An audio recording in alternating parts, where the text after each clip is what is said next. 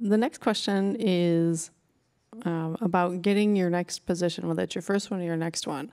So the game industry, as we all know, is extremely competitive. There's probably more ex-game developers at this point in time than there are current game developers.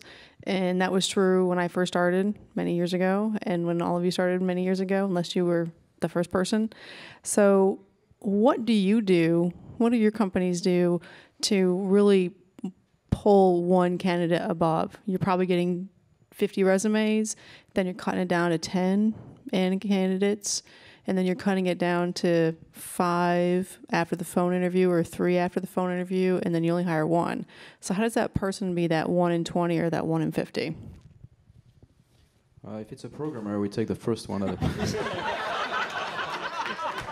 then keep going till you've hit 50? Yeah, it is a similar process to what you're describing. You know, we put a job out and we get resumes back, and we hear from friends, and all of this together, and we do kind of a blink test on the whole thing. And really quickly you can see that this guy is totally wrong for us. He might be the perfect guy for your friend working on Club Penguin, or he might be the perfect guy for somebody working on the open world Transformers game or something, the League of Legends team, but he's wrong for us for various reasons that are immediately obvious.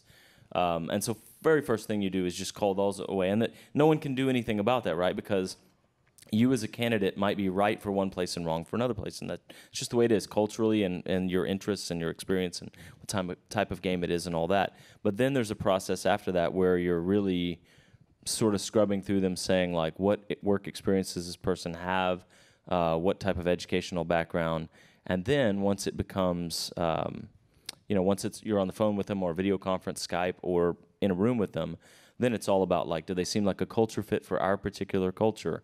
Do they seem really smart? Do they communicate well?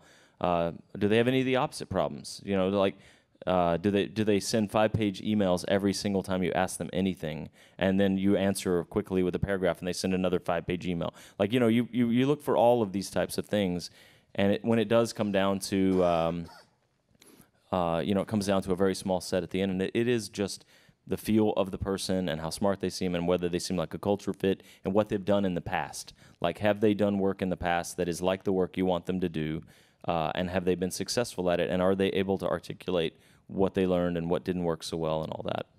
A lot, yeah, and a lot of it is like, resume is something, but like most of the time, when there's a good game, everybody has done it, so everybody's like claimed the success for it, and so like we're not necessarily super impressed by that specific, but it's as Harvey said, there are all those layers, and then at the end of the day, like when we interview, for us, like there's very, very important about the personality, how the person fits with us, but also details such as, how is this person going to accept redoing things?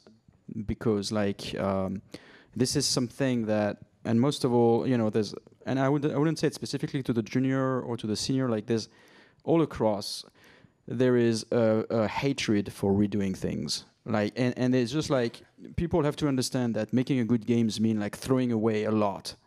And when we feel that a developer like is like already like, we see him like his facial expression being like, we go like, okay, that won't work for us. Sometimes it's not even redoing things. Sometimes it's just, you want to test them and see, you tell them that they're wrong just to see how they react, even if they're completely right, because part of being a team player is taking feedback and how well you do it, whether or not you defend yourself, whether or not you can do so gracefully or not, whether or not you can accept leadership. Right, and there is this idealistic, sometime like hope that maybe I found the team that get everything's right the first time because they plan so well, and that I will never throw away my bit of code or an asset or whatever. It's like, no. Because that's what we do in the game industry. Yeah, that's what I want to jump in on this because this is a topic that's very near and dear to my heart personally.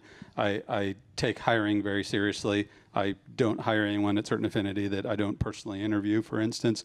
And I also pay a lot of attention to incoming resumes and whatnot. And I'm always looking, I like giving people an opportunity and giving them a shot. So I'm always on the lookout. So I'm gonna give a little tip to those of you in the audience and anyone who's watching. If you apply at a game company, write a cover letter. And in your cover letter, don't make it generic. Tell me why you want to work at my company. Tell me why you'd be a great fit, whether it's for an open position or just unsolicited. Spell check it, please. And don't get the company name wrong. Don't. I hate it when it's like, I'm really excited about working for BioWare. And I'm like, I'm excited for you to go work for BioWare too. But yeah, you're right. In all seriousness, though, that initial pass, you get 50 resumes at a time for a position, and when you're going through them and you're trying to differentiate between them, you end up with a dozen, sometimes 24 people, and you really have to work to differentiate between them and tell them apart. And, I'm an optimist, and I look at everyone's resume, and I try and figure out what's special about this person. Why should I hire this person? Why do they stand out from the crowd? I'll tell you all right now, it's a hell of a lot easier if you just tell me up front in your cover letter. Also, pro tip, if your cover letter sets off my virus scanner, I'm not going to open it. So, Anyone else have any hiring tips? If you make it to the on-site interview and the company you're interviewing at has released a game, if you don't play that game before you show up, Oh, God, please. Yes, absolutely. you just put yourself in a big hole because we're going to ask you. so I look at designers mostly, and so I look mostly at content, and there it's all about work sample. It's entirely about building me something, and the two things is build me something that surprises me once anywhere in there, and the second thing is build me something that's bulletproof. It is really easy to have ideas in this industry. It is really hard to finish anything, and if your demo cannot prove to me that you're capable of finishing something that you think is ready to show, I don't care about you. And I will say from a design perspective, in terms of, well, I guess this goes to all the disciplines, in terms of the additional question, which was how do you float to the top? Like when we have an open submission or an open position and people are submitting their material and we get 50 of them, well, there are two things that immediately come to mind in terms of what makes them float to the top. The first one is a little unfortunate for some people, and that's who you know. I mean, the reality is, if you know somebody that I work with already that can tell me about you, that's gonna put you on notice with us. The second is give something visual with your material. And let me say, from a level design perspective specifically, what we get a lot of times are screenshots of levels, which tells you nothing. You got to submit. It's like doing algebra back in high school. Show me your work. Show some of the design material that got you to the point where that piece of visual art was created. Show me your thinking, and it doesn't need to be a 50-page PDF. It can be 4 to 5 key things that show your thought process. And the same goes with all the other disciplines. Programming, it's a little bit more difficult, obviously, because you have to do code samples and all that lame stuff. Sorry, Colin. But be visual with your material and try to know somebody. I mean, that's why networking is important, because if you can make friends and show that you're a cool person, that gets to the chemistry of it. Because if I can immediately say, I know that you're going to like this guy. He's going to be a fit. He's not going to be a problem. He's not going to grouse as soon as he has to redo work or somebody doesn't like his idea or he has an idea and nobody listens. That's a big bonus because chemistry is way too important. Once you get the job, which was a corollary to the question, the number one piece of advice I can give is to be the guy that makes problems disappear. Right? If I know that I, as a lead designer, never have to worry about weapons because you've got that and I can just poke in and check and, hey, things are still on track, I'm going to give you more responsibility because I feel like I could trust you. Try to figure out something that you can own. Try to be the person that wants to take that responsibility and try to nail down exactly what your boss wants as close as you can, and he'll give you more stuff to do. Yes. That's some really, really good advice. Definitely network, everyone. Keep your network open. Even once you have your first job, always remember it's not going to be there. How many people have been laid off? Hands up. Come on. Some people, yes, exactly.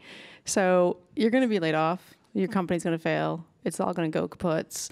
Yeah, exactly. When we talked about that earlier, I was actually curious. You mentioned it's inevitable at some point you're going to have the train wreck, and I was curious how many people up here have been through that, because I certainly have, where you've been through like a crash landing situation. I was with Damien on one, so I know. I sat next to him on the plane. Aww. So. Was he flying? No, I was.